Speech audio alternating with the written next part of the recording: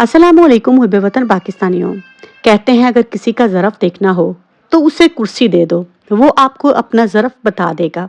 यही काम काजी फायज़ ईसा ने किया। वो इतने साल पहले लोगों को यही भाषण देता रहा कि मेरे लिए आयन, जमहूरियत, सुप्रीम कोर्ट, अदलिया, इंसाफ, इन सब का एक ही मकसद है। लेकिन जब वो कम ज़रफ़ इस कुर्सी पर बैठा तो करोड़ों लोगों से उसका बुनियादी हक ही छीन लिया। तारीख इस काजी फायज़ ईसा को किन अल्फाज में याद रखेगी? इमरान खान सही साबित हुआ। वो कहता था कि काजी की अदालत का फैसला जो है वो प्री पोल हो चुका है। 8 फरवरी का फैसला जो है वो पत्थर पर लकीर है। लेकिन पीटीआई इस इलेक्शन से बाहर होगी। इजाजुल एहसन के इस्तीफे को बड़े ही भोंगे तरीके से पेश किया गया। इसका एक ही मकसद था कि जजिस को उनकी औकात में रखा जाए और इन सब के पीछे जो है वो एस्टैब्लिशमेंट है। असल में जब अल्लाह किसी को बेनकाब करता है तो बीच चौराहे में उसकी मत मार देता है ताकि जाहिर और बातन इस बंदे के खुल जाएं। तब मकाफाते अमल शुरू हो जाता है और बंदा पैरों से गिरना शुरू हो जाता है।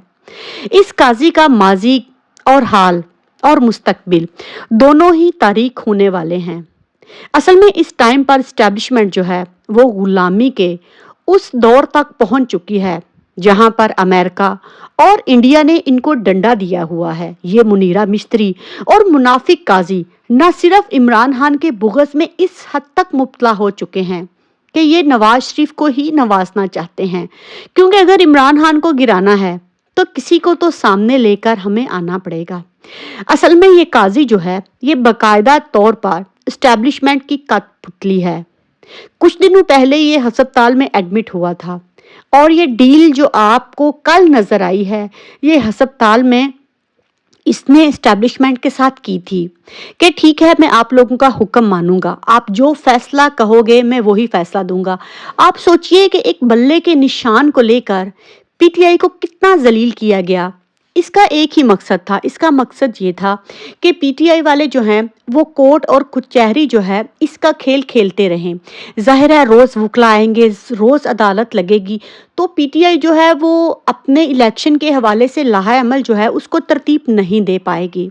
लेकिन मुहब्बे वतन पाकिस्तानियों, काजी ने अपने लिए जो जिल्लत जो है उसको खुद चुना है। अगर वो बड़ा आदमी होता तो ये घटिया फैसला देने की बजाय इस्तीफा दे देता और कहता कि मैं बल्ला दूंगा।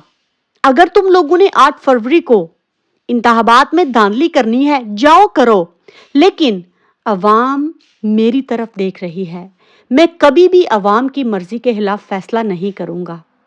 तो जिल्लत उसने खुद अपने लिए चुनी है। इस टाइम पर पूरा पाकिस्तान बल्कि इंटरनेशनल मीडिया जो है उसमें एक ही खबर चल रही है कि एस्टैब्लिशमेंट ने जो कुछ करवाया है वो सुप्रीम कोर्ट से करवाया है। सोचें अदलिया किस हद तक जलील हो रही है।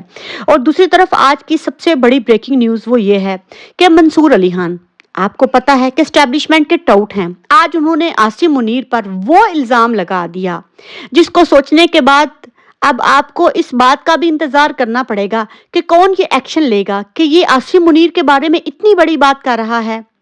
उसने कहा कि मेरी मुलाकात जो है वो आसिम मुनीर या उसके नुमाइंदे से हुई है। अब वो डायरेक्ट तो नाम नहीं ले सकता, लेकिन जिसने समझना है वो बात को समझ जाएगा।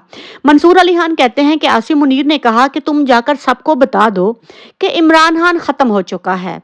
और जब बकौल मंसूर अली खान के इसने पूछा कि सर आप लोग पहले नवाज शरीफ के बारे में और मरीम नवाज के बारे में भी यही कहते थे कि वो ख़त्म हो चुके हैं, तो आगे से आसिम मुनीर ने कहा कि वो दोनों ईमानदार हैं और जो साबिक जनरल जिन्होंने नवाज शरीफ को और मरीम नवाज को करप्ट करार दिया था वो झूठ बोलकर अपना फ़ायदा हासिल करना चाहते थे।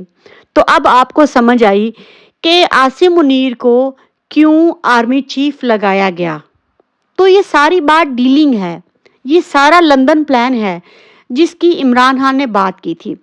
इसके अलावा आसिम मुनीर ने यह भी कहा कि नवाज शरीफ की जो एवन फील्ड्स की रसीदें नहीं दे सका क्योंकि वो ईमानदार था, वो क्यों अपनी रसीदें दिखाए, जबकि इमरान खान की अहलिया बुशरा बीबी जो हैं वो करप्शन में किसी तौर पर भी कोई सबूत जो है वो सामने नहीं ला सकी और वो बेईमान हैं।